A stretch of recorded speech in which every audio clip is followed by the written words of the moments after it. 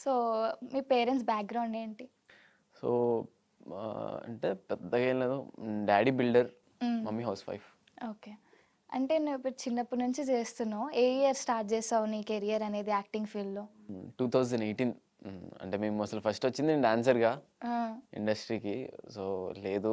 హ్మ్. ఏ షోలో చేశారు డాన్సర్‌గా? నేను డాన్సర్‌గా ఇక్కడైతే నేనేం చేయలేదు. రాజమండ్రిలో నేను హ్మ్.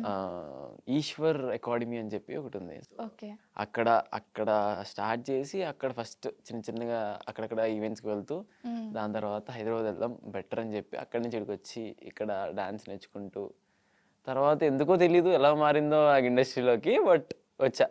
ఓకే. ఫస్ట్ ప్రొడ్యూసర్ ఎవరు అప్రోచ్ అయ్యారు? ఈ ఈ బాబుని మేము ఈ దాంట్లో జేసుకోవాలి అని జెప్పేసి సిరీస్ గానీ, మూవీస్‌లో ప్రొడ్యూసర్ అని గానీ కాదు, డైరెక్టర్స్. డైరెక్టర్స్. డైరెక్టర్స్ డైరెక్టర్స్ వాళ్ళు గానీ, వచ్చారు. ప్రొడ్యూసర్. డైరెక్టర్స్ కానీ అలా అంటే ఫస్ట్ నేను సైడ్ క్యారెక్టర్స్‌గా అలా అన్నీ చేసుకుంటూ వచ్చాను.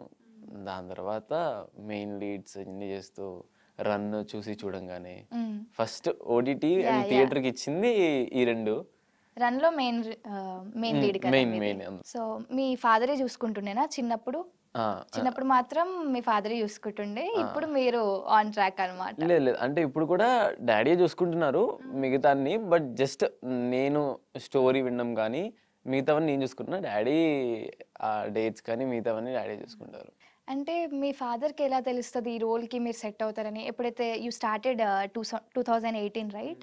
అంటే ఆహ్, డ్యాడీకి అవన్నీ అలా అని కాదో తెలీదు. బట్ జస్ట్ మేమందరం నాకు ఏం తెలీదు. నేను జస్ట్ అవును. యాహ్! నేర్చుకొనున్నా.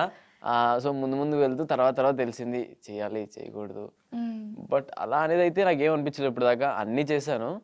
సో, నాకొచ్చిన క్యారెక్టర్స్ అన్నీ అంత మంచి క్యారెక్టర్స్ వచ్చాయి. సో